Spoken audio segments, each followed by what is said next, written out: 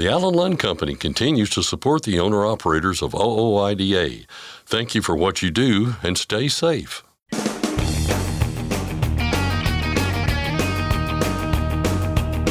OOIDA, representing America's truckers since 1973, presents Landline Now with your host, Mark Redding.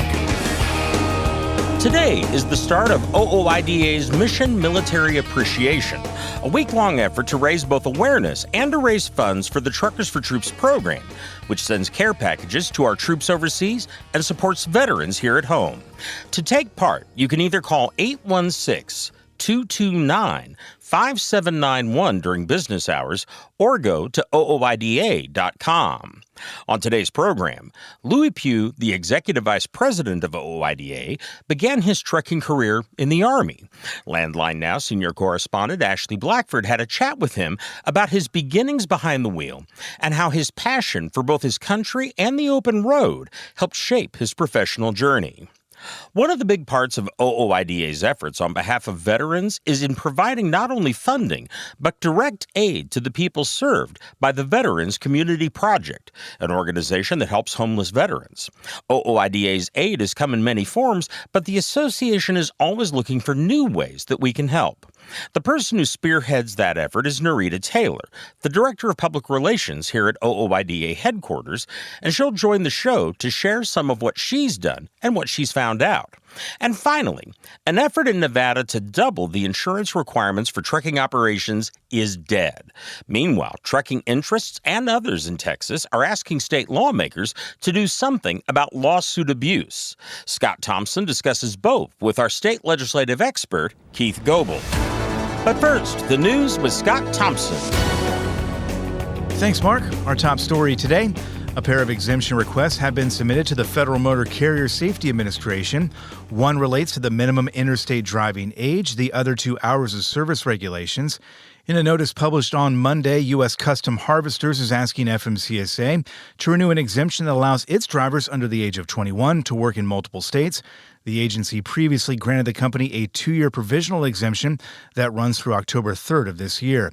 And in a separate notice published on the same day, Northern Clearing requested an exemption that would allow its drivers to operate under emergency standards that were declared in the wakes of Hurricanes Helene and Milton. The regional emergency declaration expired in December, but Northern Clearing wants the ability to continue operating under relaxed hours of service rules so it can help provide restoration, cleanup, and reconstruction services throughout North Carolina. The public has 30 days to comment on each exemption request. International Road Check starts tomorrow. The annual event, led by the Commercial Vehicle Safety Alliance, is going to run through North America for 3 days. The focus of this year's enforcement blitz will be on two things: vehicle tires and driver record of duty status. CVSA's Jeremy Disbrow recently told us why that last one is a priority. Well, I mean, they're going to be looking at logs from start to finish, just like they always do, looking for 11 and 14-hour violations or 10 and 15-hour violations if you're a motor coach. That doesn't change. But what we've seen with ELDs is different ways that people are falsifying their logs. And that's why we wanted to draw attention to that. It used to be pretty simple. In paper logs, you had drivers or carriers that would maybe change on duty time to off duty time. But now what we're seeing is people actually tampering with devices, changing the information that displays on the devices, things like that. And a lot of inspectors aren't really familiar with how to look at those yet either, because it's evolving pretty quickly. So we're trying to raise awareness on all fronts so motor carriers can do a better job of looking for those falsifications and inspectors can identify them easier roadside. Inspectors will also be conducting standard Level 1 inspections in search of violations. Nearly 49,000 inspections were carried out during CVSA's International Road Check last year. 77% of commercial motor vehicles and 95% of CMV drivers passed without any problems. Several dozen Daimler trucks are getting the recall treatment. It's over a problem with the brakes. The National Highway Traffic Safety Administration said the air tank capacity may be too small in close to 70 Freightliner trucks, something that could result in reduced braking performance.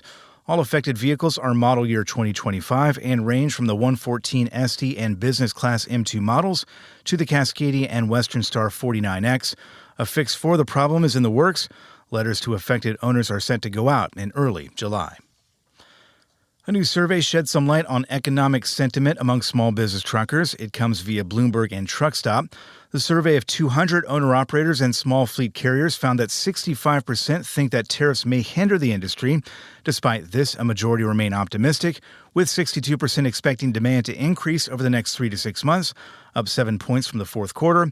And more than half of respondents, 55%, expect spot rates to increase over the same time period, a 4-point jump from just a few months ago. Meanwhile, market uncertainty is being blamed for a decrease in Class 8 truck orders last month. ACT Research data shows that 7,600 trucks were ordered in April, down more than 52% compared to a year earlier. It's also a 54% drop compared with March. Ken Veith, president and senior analyst at ACT, said between the end of the industry's annual order season and the uncertainty surrounding trade policies and tariffs, April's numbers were the weakest since the start of the pandemic. He noted that medium-duty orders dropped 41% year-over-year last month as well. Looking ahead to later in the week, President Trump's pick to lead the Federal Highway Administration will appear before lawmakers in a first step toward confirmation. Sean McMaster will sit before the Senate Environment and Public Works Committee on Wednesday. McMaster has worked in the Government Affairs Department of Boeing for the past few years, a post he says he will resign from if confirmed by the Senate. McMaster also worked as Deputy Chief of Staff at the DOT during President Trump's first term in office. A truck driver from New York was sentenced to 20 years in prison last week. Victor Santos entered a plea in connection with a 2022 crash in Indiana that left 20 people injured, most of them high school students. Santos admits he was driving up to 90 miles an hour and ignored a red light in the moments before hitting a bus full of hockey players. A blood alcohol test showed that Santos was more than double the legal limit. The owner of a Connecticut trucking company is facing decades in prison after federal prosecutors say he defrauded Amazon out of $3 million. Amir Nasir was indicted on 13 counts of wire fraud last week. Prosecutors claim he registered 23 trucking businesses with Amazon Logistics, one of them in the name of his own company, Pock Express Transport, and the rest in the names of other transportation companies without their knowledge. Over the course of about 14 months, prosecutors allege Nasir signed up for more than 1,000 transportation assignments for Amazon Logistics, manipulated information to make it seem like he had completed trailer movements when he hadn't, and submitted fraudulent invoices for which he had received more than $3 million. Each count of wire fraud carries a maximum sentence of 20 years in prison. Add Nebraska to the list of states experiencing fuel shortages. The state issuing an emergency declaration that temporarily waives maximum driving time for vehicles hauling fuel, including gas, diesel, and propane. The order remains in effect through May 15th. Kansas recently declared a similar fuel emergency that runs through tomorrow, May 13th. And finally, big but temporary changes are in store this week for a section of State Route 18 through Washington's Snoqualmie area. Both directions of the road between the Interstate 90 bridges will be closed from Thursday night through early Wednesday morning next week. It's so crews can work on a new diverging diamond interchange. Expect delays. Detours will be posted, but Washington State DOT officials are reminding commercial traffic to stay off city streets in the area since they're not built for semis. That's Landline Now News for today. I'm Scott Thompson. Thanks, Scott. If you've ever been at a loading dock and needed to go, you've likely encountered what so many truckers have, and that's a shipper or receiver who won't let truckers use their facilities. But a bill in Congress would help solve that.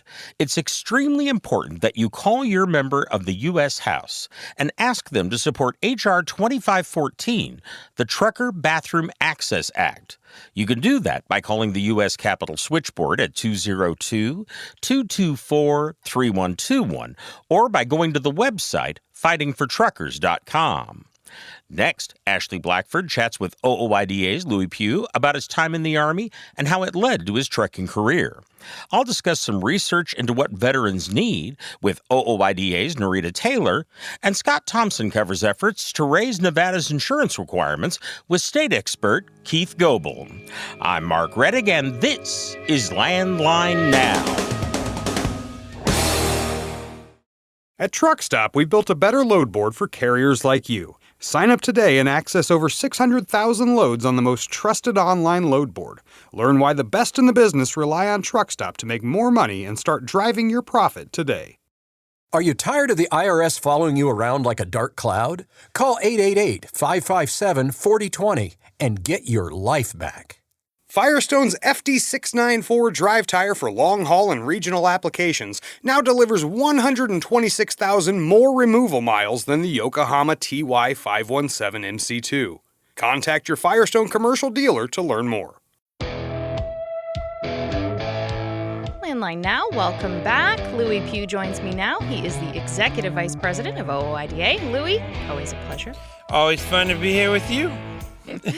Now, this week is our Mission Military Appreciation Week. I want to first start off by talking about what that is and why OOIDA makes it a priority to support the men and women who have and continue to serve our country. Yeah, well, it's part of our Truckers for Troop thing that we started so many years ago.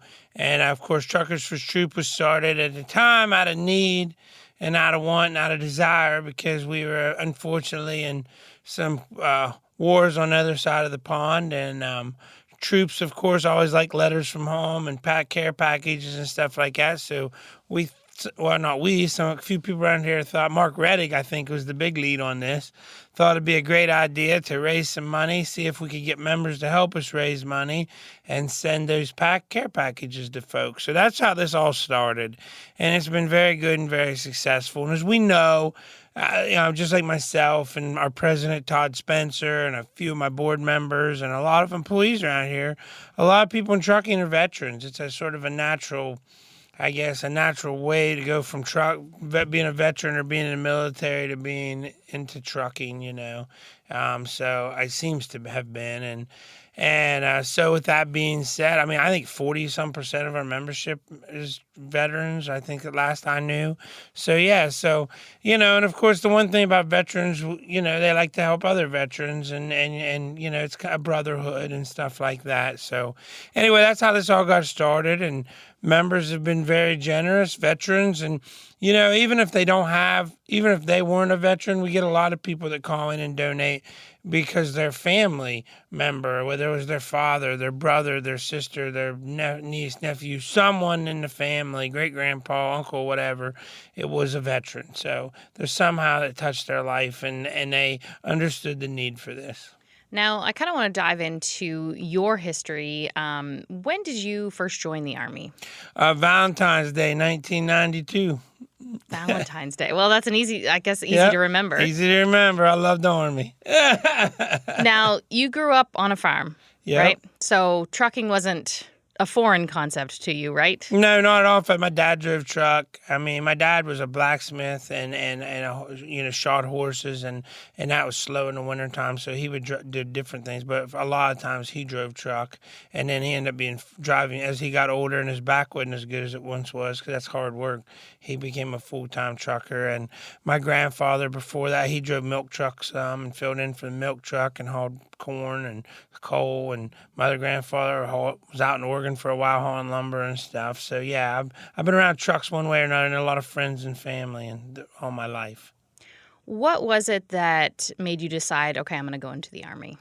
Oh, it's sort of a family thing. I was raised where you raised that family. It's what you do. You serve your country, and you be a part. That's how I got no idea. You be a part of things. You be a good student, good community member, and that's just part of it. So I always wanted to be in the military, I guess, but I never thought I didn't want to be and stuff. And my granddad was a veteran of World War II, and way back on my family, and I guess from some books and history and stuff I've read, I'm Scotch-Irish, so we like to fight. So.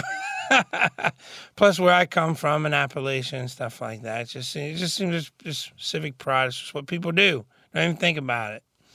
Now, when you went into the Army, did you know you wanted to do trucking in the Army, or how did that come about? No, I didn't want to be a truck driver in the Army, to be perfectly honest with you. You go back to your previous question of asking me when. I joined the Army before I got out of high school, and I left the day after I graduated for basic D-Day, and because I'd already made up my mind long ago, that's how I was going to go.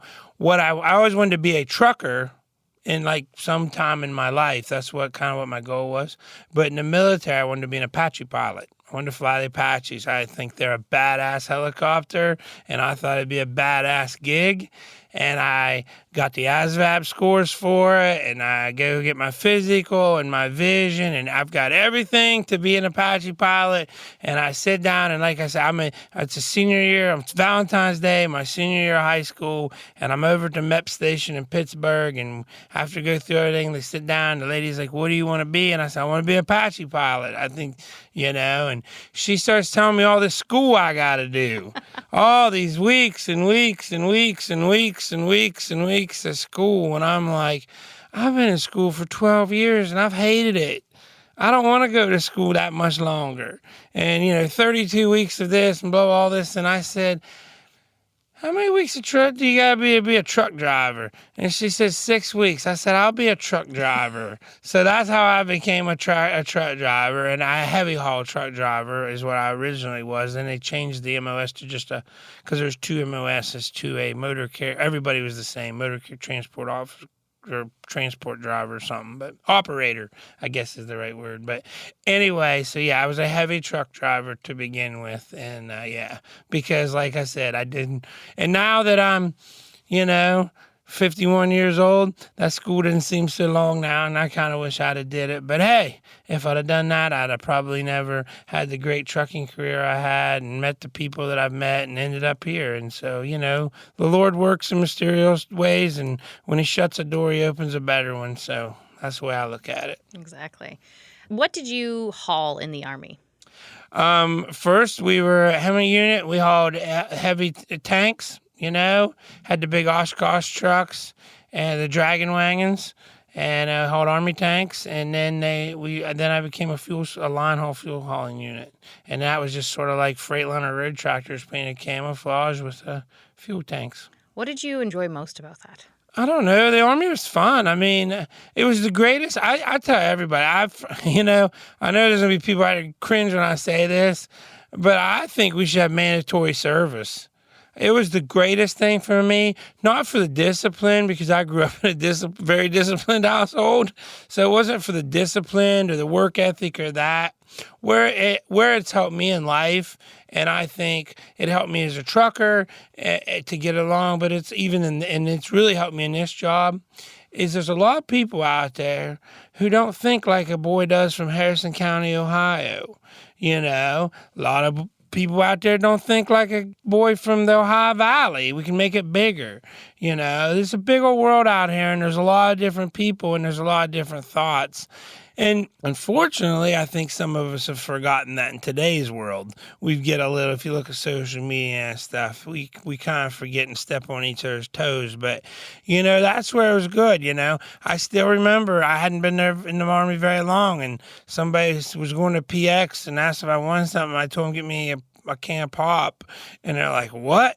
I said, a can of pop. And they're like, what's that? I said, you know what pop is? A can of pop, come on. And they're like, no. I said, like Coca-Cola, Pepsi. And they're like, you mean soda? Oh, no. No. And so, no. So that was like, but I mean, that's just one thing that sticks in mind. But, I met people from all over the United States. There was a couple of folks from Puerto Rico in my basic training unit, and then it's on. And, if people, without getting too deep into this and making too many people mad, if you take politics and all this stuff out of life, I don't really care where you're from or who you are or what race you are or what everything. People get along, do a job, and the military's proof of it. I mean, sure, there was dumb stuff happening. People said dumb things. There's always going to be dumb people out there, and it doesn't matter what we regulate or legislate. There's always going to be stupid people. But at the end of the day, everybody got along. We had a job to do, and I had a lot of fun. I enjoyed the military, and I wish I probably wouldn't have got out. Some of the political changes that were going on at the time and some of that stuff, and I'd went into the reserves, and I'd bought a truck, and my life was getting crazy, and I wish I wouldn't have got out. And then I was going to get back in, but then I'd gotten married, and my ex-wife didn't think that was a good idea, and I probably should have went back went in sooner.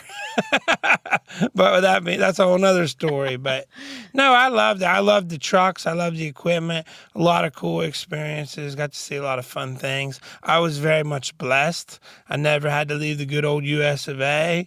So I just had a lot of fun. I was blessed that way. And you know, I was actually activated for Somalia. And the day we were supposed to ship out the day after the whole Black Hawk Down thing happened, and they froze our orders. And in about, I don't know, a week, they told us, no, you're not going nowhere. So, but anyway, that was the closest I was. I was in from 1992 to 1998, so not much happened in there in between politically or anything. So I was blessed, but it's a great life lesson, and I don't care who you are. There's something for everybody in the military, and that's why I said it. I know people cringe when I say, but it should be mandatory, but it's because it gets you away from home. You learn about different people. You learn different things. Some people, it does teach them better discipline. Some people, it gives them better work ethic. There's all kinds of things that you can get out of there, and if you take advantage. And if you're shrewd and a thinker, it's really not that hard. Yeah. And how long did you truck until you came here? I started trucking in 1994 over the road, and I came here in 2017. Oh, wow. So was that 23, That's 20 a good chunk years? of time. Yeah, something like that. And I trucked in the Army before that for 2 or 3 years, and then grew up on a farm and did a little trucking around in the farm stuff. What did you haul over the years after you were out of the Army?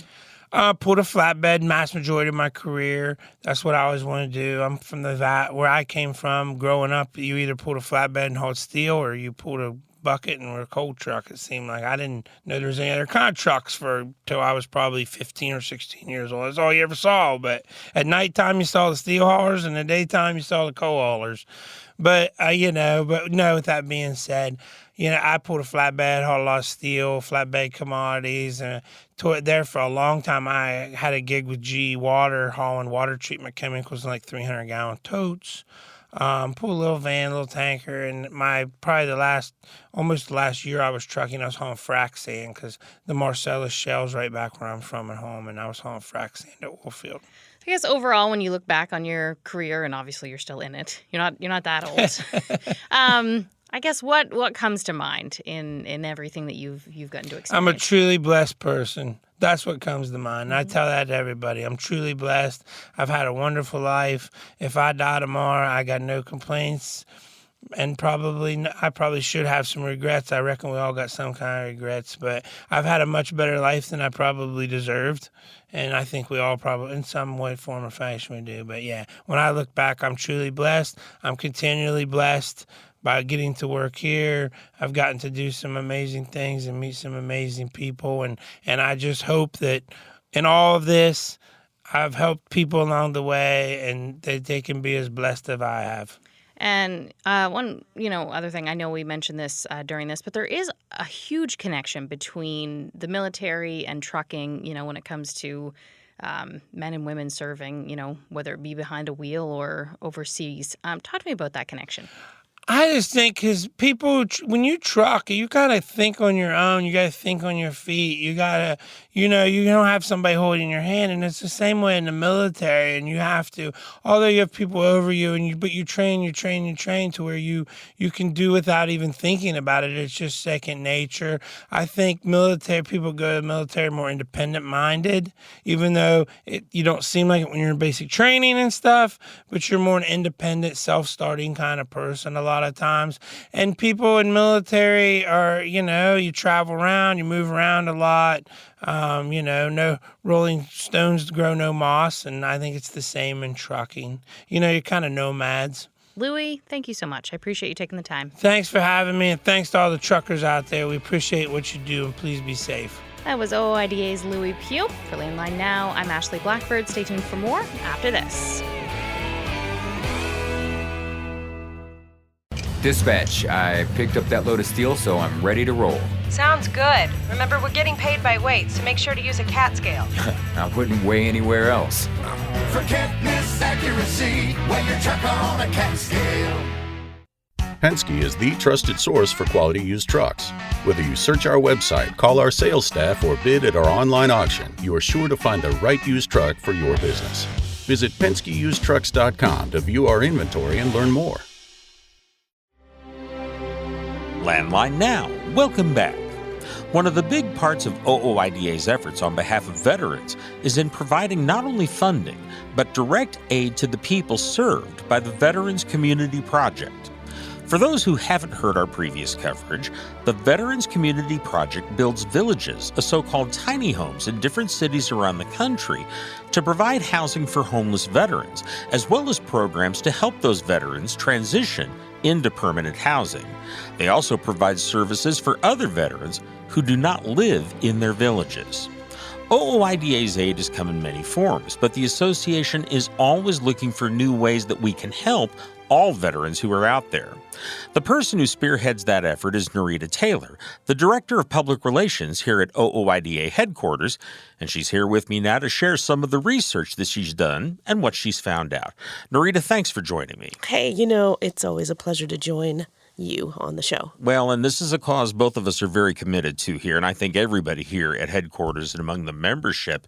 But, we had this thing where we were basically giving whatever veterans aid we had to VCP, but you've been really researching much more broadly in terms of veterans' needs. What spurred you to look into that? Well, I was just trying to think of ways, mainly curiosity. The VCP is great. They do a lot of great things. But in talking to people at those locations and meeting new people and learning more information, we're just beginning to learn that the needs of veterans, and particularly unmet needs, is so vast and so wide and so diverse. I was just curious if there are other things that we could be doing. The VCP is great. I love the tiny homes and I love their commissary and the outreach things they do, but I think even they will admit that they can't do everything for everybody and be all things. So I started making some phone calls and emails and looking at websites, trying to see if there's, I'm doing air quotes for those, if there's one great unmet need that we could focus on. And the good news is, as you can see, is what I've displayed on the table in front of you here in the studio that everyone can't see. I have lots of information. The bad news, I didn't really come to one conclusion, but I did learn a lot of different information.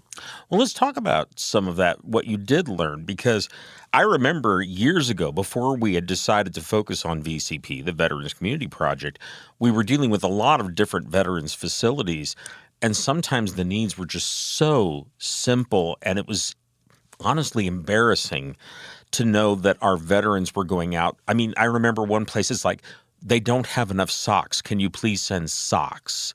So what did you find out there? I found out that what you found out has not changed that much.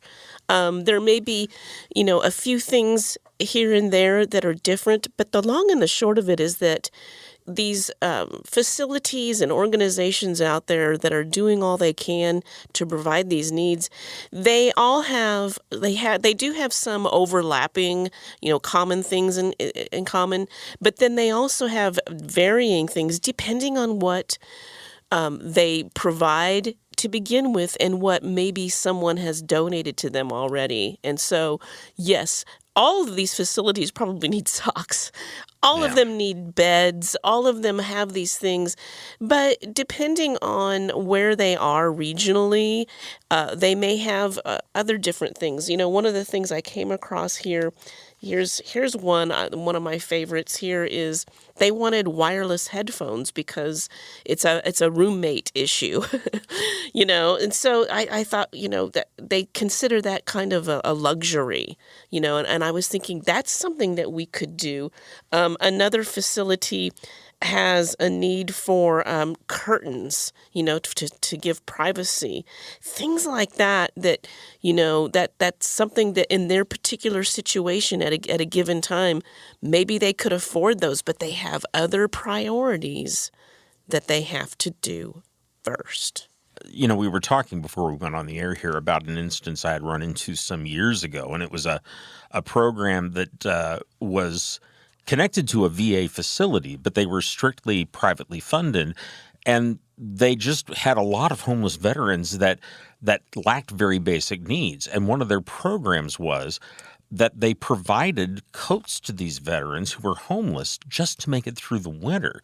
I mean, very, very basic stuff, but they were doing wonderful things with that, and they had some great successes. That's right, and that's a good story. And so here's another one that reminds me of is when I reached out to a facility in California that's probably one of the biggest facilities in the country, and they have what are called welcome home kits. And the bad news is I haven't had a chance to get back with them to find out a little bit more information about what that entails. But that's something that intrigued me, is because that reminds me of what we did for the VCP with our backpacks and the hygiene kits, which we really nailed it on the head on that one. That was something that makes it easy for, whether it's VCP or another organization. It serves two purposes. One, it's a physical need. They do need backpacks and hygiene kits and a few snacks and some water. They need those things. But it's also what they were telling us when we've been visiting with them in person, is that it's an icebreaker, because, we're all assuming that everyone out there that needs help is just marching, right up to these facilities and knocking on the door and saying, "Hi, I'm a veteran with unmet needs." No, that's not how it works. That's not how it really plays out. What's happening is that sometimes they're afraid. They don't know if they can be helped. They're afraid to ask. There's all these things that some of them are embarrassed. Some of them are embarrassed, and so they don't know what to do. And so these simple things can help facilitate that. And I know the backpacks, that has been a real success story. And it points out something else, which is VCP, yes, they are using the tiny homes to transition these people. They're also reaching out to homeless veterans who are not in that village and trying to provide them. And I think these backpacks were an absolute winner in that regard. And then the next step is, getting them somewhere to live and maybe even somewhere to work. And so another piece of information that I came across that is a common denominator is helping them with clothing, not just, basic needs to survive, but also with clothing that they can have for job interviews.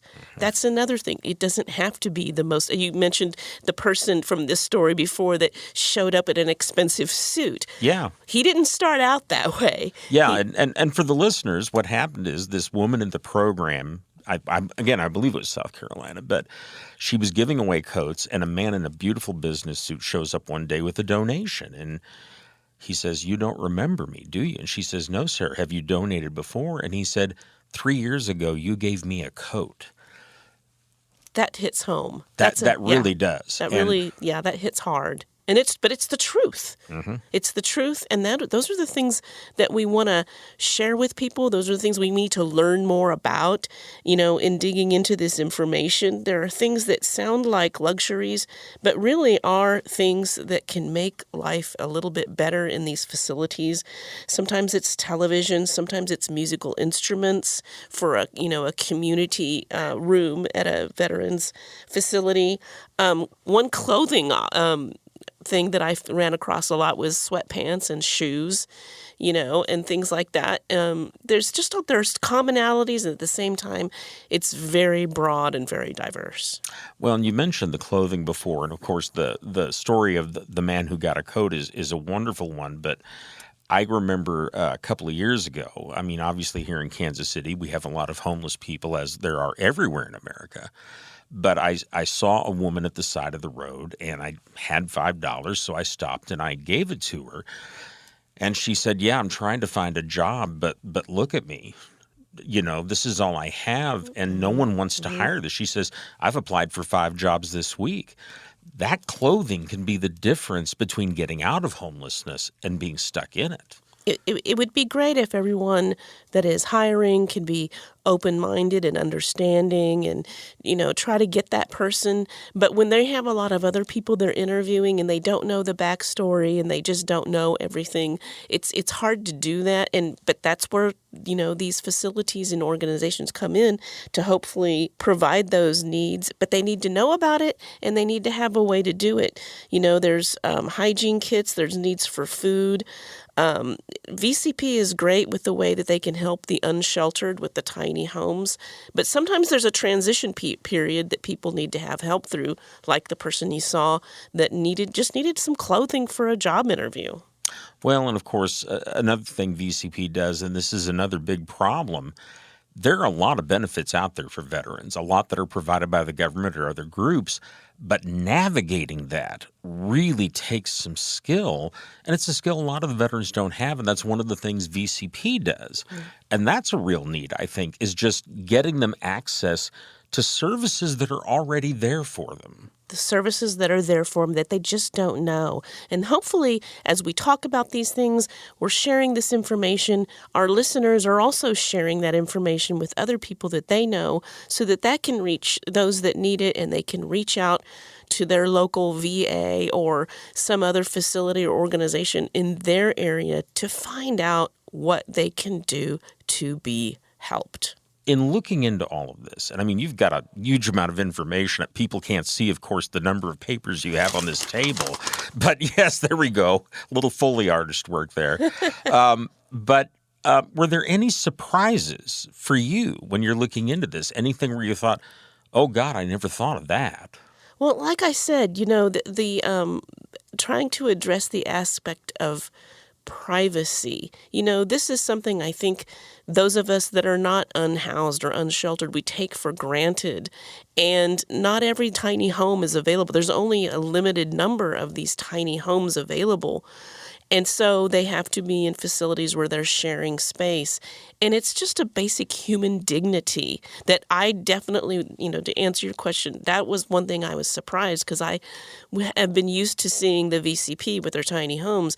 I didn't think about the fact that a lot of these places, they don't have individual rooms they have to share, and something as human dignity as having some sort of curtains or wireless earphones so that they can self-reflect or self-care in the few moments that they can on their own can be a lot for them. Okay. Well, Norita, we've got a little bit of time left, but I did want to go over some basics for folks listening. This week we are calling Mission Military Appreciation. It's Military Appreciation Month, and that's one of the reasons we're gathering some money right now for the Truckers for Troops program to benefit these veterans and, of course, still send care packages to some of our troops overseas, which is a commitment we've always stuck by. You can call OOIDA during business hours. The number is 816-229-5791. You can also take part by going to OOIDA.com, and there will be a button right on the website where you can take part in this Mission Military Appreciation. If you join or renew your membership, a percentage of that will go into this fund to help our troops and veterans. You can also make a direct donation, and we strongly encourage those. Again, the phone number is 816-229-5791, and the website is OOIDA.com. Norita, thank you very, very much for all the information and for all your efforts on behalf of our troops and veterans. You bet. Thank you. And I'm not done yet. More to come. That's right. I've been talking with OOIDA's Director of Public Relations, Norita Taylor. And folks, once again, call that number, 816-229-5791. We'll be back in just a moment with more. I'm Mark Rettig, and this is Landline Now. Protect your diesel engine with Howe's Diesel Defender. Restore vital lubricity, eliminate injector deposits, and boost fuel economy by 5% or more. Power performance protection, all in one. Howe's Diesel Defender, available now. With rising costs affecting everyone, switching to a genuine Vibertech TVD viscous damper can help you avoid expensive repairs and downtime. Save money and keep your truck running smooth with Vibertech TVD. Recommended replacement at 500,000 miles or 15,000 hours. Since you started, what you've loved about trucking is the freedom. Heading out on your favorite route, a good driving song, and thinking about truck insurance. Well, maybe not that last one. That's why we're here. At OOIDA, we have a full range of truck insurance products, expert advice, and great customer service, helping you get the right coverage for your operation. Go to OOIDA.com, because your job is to drive. Our job is to help with everything else. A bad bill in Nevada goes by the wayside while Texas moves to curb lawsuit abuse. Welcome back to Landline Now and our weekly state legislative update, which means Keith Goebel of Landline Magazine is lurking around here somewhere. And there he is. Keith, good to see you. Scott, good to see you. It is good news all the time here, isn't it? We're going to start with some good news, at least, I think, here in Nevada. We've talked about this before. We've covered it here on the show a little bit, but we've got a new development there. Lawmakers, some of them at least, had been pushing to double the minimum insurance requirement there in the state to $1.5 million. This thing was moving through the legislature there, and it has stopped moving, Keith. We have I guess, a victory for a lot of people out there. Yeah, good to see. Definitely, whenever this particular bill, as you mentioned, doubling the minimum insurance, the liability requirement there in Nevada, only New Jersey has one that's comparable. And as this bill made its way through the assembly, which is where it originated, and lawmakers were told that, hey, this is something that we need to do. We need to be only the second state to do something like this. And despite the concerns that were being voiced by trucking associations, insurance groups also conveying concern about it, let's just go ahead and do it. And very narrowly was passed there on the one chamber by a 1-vote margin. And you got to take it seriously. I mean, even though it was hopeful that it wasn't really going to come to fruition there, get all the way through the State House, you had to take it seriously. You had to address it, which is, the Nevada Trucking Association. I know that you had spoken with their president here recently. Of course, OOIDA getting out calls to action on this issue to Nevada members, continuing to put the heat on and hopeful as they had this hearing that had been scheduled there in the assembly, and folks were preparing to make their voices heard. I know Todd Spencer was prepared to speak to the committee there, and fortunately, when they got to the moment, whenever they were going through what they were going to talk about during this committee hearing, the committee chairman announced that this particular bill to, again, double the minimum liability insurance requirement was being pulled from consideration. So, in effect, killing it for the rest of the session. We talk all the time on this program and elsewhere about the importance of reaching out to your lawmakers on issues like this. And there are many out there, but this is one example of this kind of thing. And to OOIDA's credit, to the Nevada Trucking Association's credit, they were speaking loudly, they were speaking often, and they were speaking out against this effort there. And, it is, I think, a testament to what people can do if they do express their reservations about things like this and actually educate lawmakers about why this is a bad bill. And that's what happened here, right? It's a win. Yeah, I mean, hey, so often is the case on trucking issues. There does seem to often be common sense. And the only concern is that if lawmakers are willing to, take in that common sense and in this particular case acknowledge that, this is just something that doesn't make any sense. And it was one of the points that had been brought out is that there was no clear justification for it.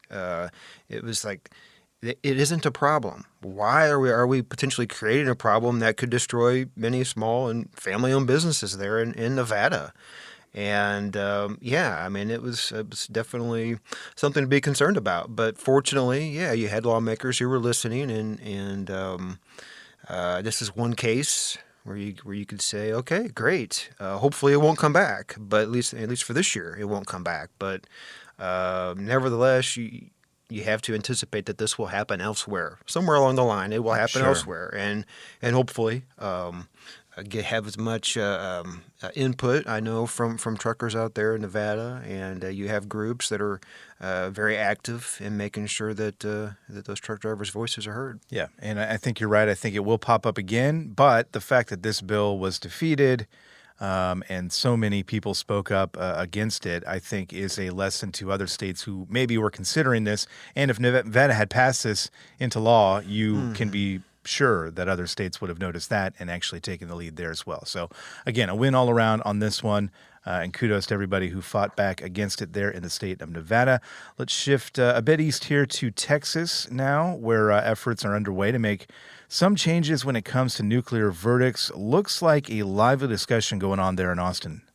Yeah, another good bill. We have to. Time will tell exactly how it's going to play out. But yeah, there was recently there was a House committee that had discussions about this legislation. Again, the focus being on inflated medical damage claims, and one of the priorities that was identified by the lieutenant governor there in Texas earlier this year, as far as things that needed to be addressed during the legislative session. There needed to be changes, as the lieutenant governor had pointed out, referring specifically to nuclear verdicts, talking about these just monstrous verdicts that can have some significant cause some significant hardships for businesses to just to operate there in Texas. So if these hanging out there is a possibility that they would have to potentially have to suffer through. So yeah, looking to address again these nuclear verdicts. Yeah, and I know OOIDA board member Danny Schnautz spoke at a hearing, I believe, on this bill and noted that Texas has really kind of gone downhill with regard to nuclear verdicts. I think he cited a report. It was like 6 of the top 10 verdicts in the country were handed down in Texas. Specifically, this issue there in Texas, what exactly are they looking to do, I guess, to kind of curb some of this lawsuit abuse that we're seeing there? Really, I would say it's pretty simple. They're looking to introduce uniformity to courtrooms throughout the state as far as how they define non-economic damages. Of course, pain and suffering included in that. But there hasn't been a clear usage of what economic damages are there in Texas, and it causes problems whenever you have each individual court case or juries deciding on the outcomes, awards. One of the points that is made is in this legislation is that you can't have, in a particular case, it can be punitive to a defendant to, as the bill describes, to make an example to others. Or to serve a social good. So, looking to try to cut out some of those issues that have arisen through the years. And and you had OOIDA board member Danny Schnautz there who provided testimony there for the committee, among others. Getting an earful from folks who obviously have an interest in maybe some more fairness as far as how the judicial system has been working there. Well, and it would seem that momentum is in that direction too, right? Because we've got the governor's office that seems to be in support of this effort there. We've got various lawmakers speaking out and trucking groups, as we talked about there as well. Critics, I mean, are there, there's always people on the other side of any issue, but sure. What are they saying, I guess, with regard to this here? Yeah, when it's a sunny day, you might hear critics say, God, it's going to be hot out there. Too sunny. It's going to be hot out there. Critics, one of the chief complaints being that if they're going to put a cap on damages, you're going to take away a jury's ability to fairly, decide a damage or damages. And that was one of the points in a counter to that. You had a Texas state senator there, Senator Colkhorst, who had said, we're not capping any damages, it's simply just providing transparency so the information can be submitted to a jury during a trial and make it more fair. But yes, that is I would say, a rather weak argument that critics are making at this point, and definitely helps. In this particular case, again, we pointed out the lieutenant governor, and you've got powerful officials there in a state advocating for something. There's a very good chance that it'll get done. And encouraging that so many states are looking at this issue. Keith, you're looking at all of them for us, and we'll see you again next week for updates on many other stories going on out there. We appreciate it. Yeah, thanks for having me. And that's a wrap for today's show. We thank you for tuning in. Until next time, take care and drive safe. Thanks for listening. Be sure to like and subscribe. If you want more content, go to landline.media to get updated news, information, and archived editions of our show. Once again, that's landline.media. I'm a dad, a son, a husband, wife, I'm a writer, photographer. I farm. I'm a veteran. I love old cars, fishing, my kids, chrome, and I am a professional truck driver. And together we are OOIDA. OOIDA was founded by truckers to stand up and speak on behalf of truckers. We've done that by combining the individual voices of our members into a single, powerful voice. Protecting your interests, defending your rights. Join us! Make your voice heard. Join OOIDA, the Owner-Operator Independent Drivers Association. Call 1-800-444-5791 or visit OOIDA.com.